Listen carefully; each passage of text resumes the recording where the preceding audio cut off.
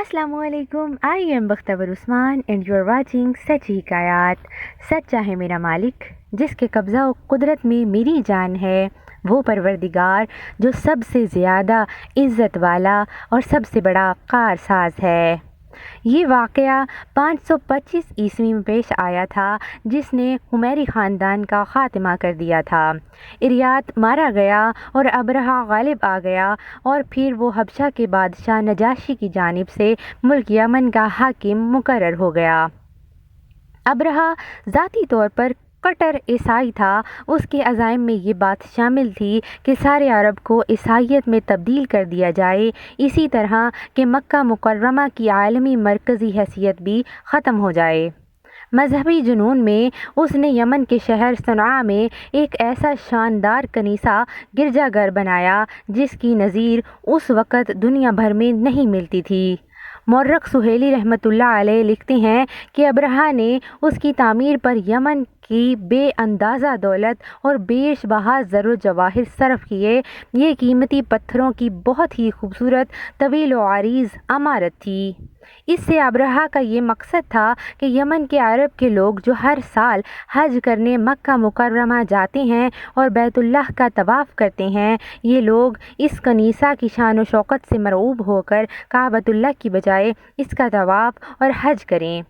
کچھ عرصہ بعد اس نے پوری مملکت میں یہ اعلان بھی کروا دیا کہ اب یمن سے کوئی شخص بھی حج کرنے کے لیے مکہ مکرمہ نہیں جائے گا. ایسا شخص اسی کنیسہ میں آئے اور اس کا طواف کرے. عرب میں اگرچہ بت پرستی غالب آ گئی تھی، مگر دین ابراہیمی اور کعبۃ اللہ کی عظمت و محبت ان کے دلوں میں پیوست تھی. مورخ محمد بن اسحاق کا بیان ہے کہ ابرہہ کے اس اعلان پر غضبناک ہو کر ایک عرب تاجر نے کسی نہ کسی طرح کلیسا میں گھس کر رفع حاجت کر ڈالی. لیکن بعض روایات سے یہ بھی ہے کہ عرب کے چند مسافروں نے کلیسا کے قریب اپنی ضرورت کے لیے آگ جلائی تھی جہاں ان کا قیام تھا. اتفاقاً ہواؤں کی لہر سے آگ کلیسا میں جا گری اور کلیسا جل گیا. ابرہہ کو جب اس کی اطلاع ملی کہ خانہ کعبہ کے معتقدین نے یہ حرکت کی ہے تو غیظ و غضب میں عہد کیا کہ اس وقت تک چین نہیں لوں گا جب تک خانہ کعبہ کو ڈھا نہ دوں. اس کے بعد اس نے 570 یا 571 عیسوی میں اپنے بادشاہ نجاشی سے اجازت طلب کی کہ وہ انہدام کعبہ کی مہم کے لیے حجاز جانا چاہتا ہے. نجاشی نے اس کو اجازت دے دی اور خصوصی تعاون کے طور پر اپنی فوج کا سب سے طاقتور و بلند و بالا ہاتھی، جس کا نام محمود تھا، ابرہہ کی مدد کے لیے روانہ کر دیا، اور اس ہاتھی کے تعاون کے لیے مزید 7-8 ہاتھی اس کے ساتھ اور بھیج دیے. ابرہہ 60,000 فوج لے کر مکہ مکرمہ کی طرف روانہ ہوا. عرب میں جب اس حملے کی خبر پھیلی تو سارا عرب مقابلے کے لیے تیار ہو گیا. یمن کے عربوں میں ایک شخص زونفر نامی تھا. اس نے عربوں کی قیادت اختیار کی اور بہت سے عرب قبائل اس کے گرد جمع ہو کر ابرہہ کے خلاف جنگ کیے، لیکن کامیاب نہ ہو سکے. اس کے بعد ابرہہ نے اپنے ایک سفیر خاتا حمیری کو شہر مکہ روانہ کیا. اس کے ذریعے اہل مکہ کو یہ پیغام دیا کہ میں تم سے لڑنے نہیں آیا ہوں بلکہ اس گھر کو ڈھانے آیا ہوں. اگر تم لوگ جنگ نہ کرو تو میں تمہاری جان و مال سے کوئی تعرض نہ کروں گا. نیز اس سفیر کو یہ بھی ہدایت دی کہ اہل مکہ اگر بات کرنا چاہیں تو ان کے سردار کو میرے پاس لے آنا.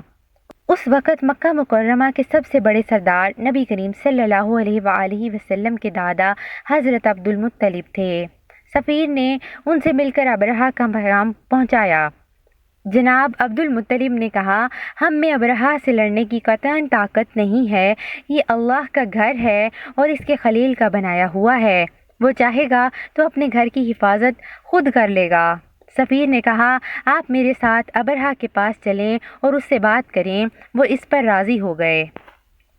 حضرت عبد المطلب اس قدر وجیح اور پروقار آدمی تھے کہ ابرہہ ان کو دیکھ کر متاثر ہو گیا. بعض روایات میں ہے کہ عبد المطلب کے ساتھ قریش کے چند سردار بھی تھے. انہوں نے ابرہہ کے آگے یہ پیشکش کی کہ اگر آپ بیت اللہ پر دست اندازی نہ کریں اور لوٹ جائیں تو ہم پورے تہامہ کی 1/3 پیداوار آپ کو بطور خراج ادا کریں گے. مگر ابرہہ نے اس بات کو قبول نہ کیا۔ حضرت عبد المطلب اپنے اونٹ لے کر واپس چلے آئے اور سیدھے بیت اللہ میں داخل ہوئے اور چوکھٹ کا حلقہ پکڑ کر دعا میں مشغول ہو گئے۔ قریش کی ایک بڑی جماعت بھی آپ کے ساتھ تھی۔ محمد بن اسحاق بیان کرتے ہیں کہ ابرہہ کے لشکرگاہ سے واپس آ کر خواجہ عبد المطلب نے اہل قریش سے کہا کہ اپنے بال بچوں سمیت پہاڑوں پر چلے جائیں تاکہ ان کا قتل عام نہ ہو۔ پھر وہ اور قریش کے چند سردار حرم پاک میں حاضر ہوئے اور کعبہ کے دروازے کا کنڈا پکڑ کر اللہ تعالی سے دعائیں فرمائیں کہ وہ اپنے گھر اور اس کے خادموں کی حفاظت فرمائے۔ اس وقت خانہ کعبہ میں 360 بت موجود تھے، مگر یہ لوگ اس نازک گھڑی میں بھی ان سب کو بھول کر صرف خدائے واحد کے آگے دست سوال پھیلا رہے تھے۔ یہ دعائیں مانگ کر حضرت عبد المطلب اور ان کے ساتھی بھی پہاڑوں پر چلے گئے۔ دوسرے روز ابرہہ مکہ مکرمہ میں داخل ہونے کے لیے آگے بڑھا، مگر اس کا وہ خاص ہاتھی محمود نامی جو آگے آگے تھا یکایک بیٹھ گیا۔ اس کو بہت تیر مارے گئے، تیر سے کچوکے دیے گئے، یہاں تک کہ اس کو زخمی کر دیا گیا، مگر وہ اپنی جگہ سے نہ ہلا۔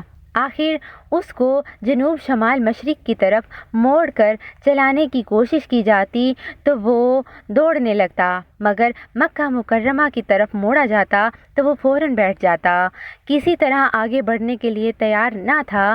اتنے میں پرندوں کی قطاریں آتی نظر آئیں، جن میں سے ہر ایک کے پاس 3 کنکریاں چنے یا مسور کی دال کے برابر تھیں، ایک چونچ میں اور 2 کنکریاں ان کے پنجوں میں تھیں۔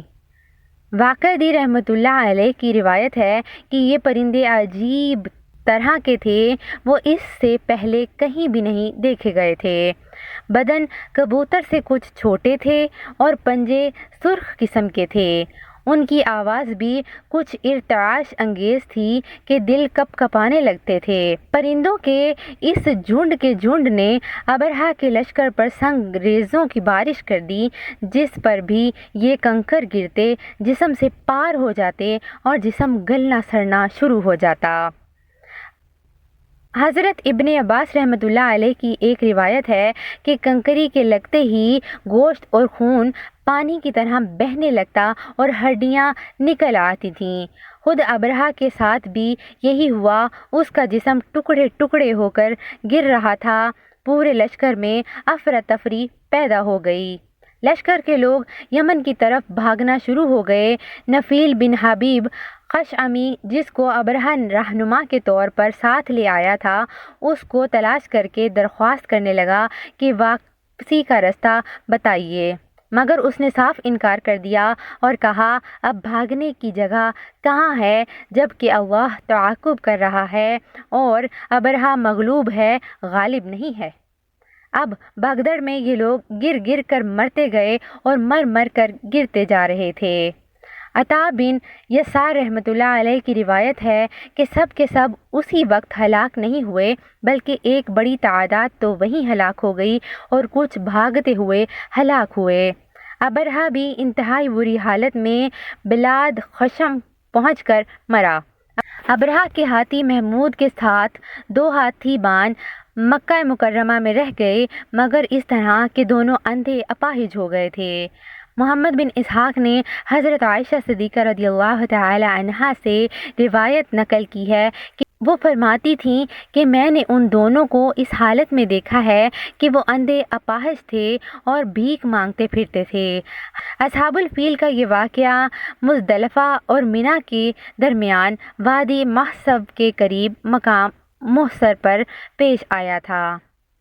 حضرت جابر بن عبداللہ رحمۃ اللہ علیہ بیان کرتے ہیں کہ حجۃ الوداع پر نبی کریم صلی اللہ علیہ وآلہ وسلم جب مزدلفہ سے منی کی طرف چلے تو وادی محصر میں آپ صلی اللہ علیہ وآلہ وسلم نے اپنی رفتار تیز کر دی تھی۔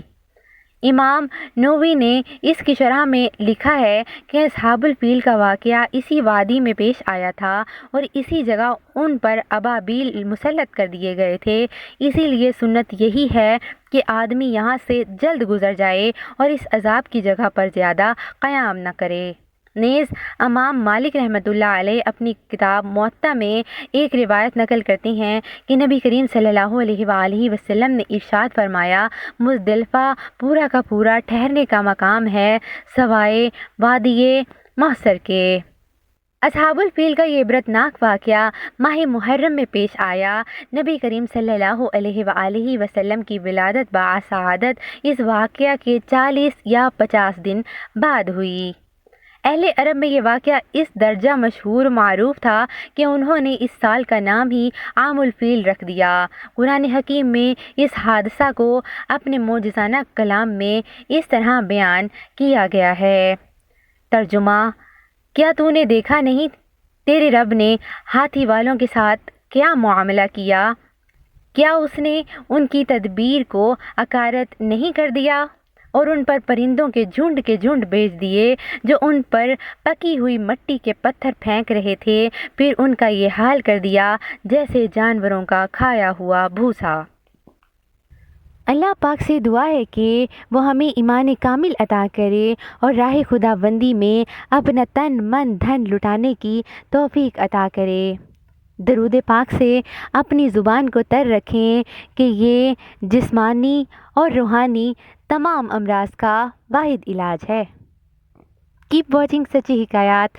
Don't forget to like, share and subscribe. Thank you so much.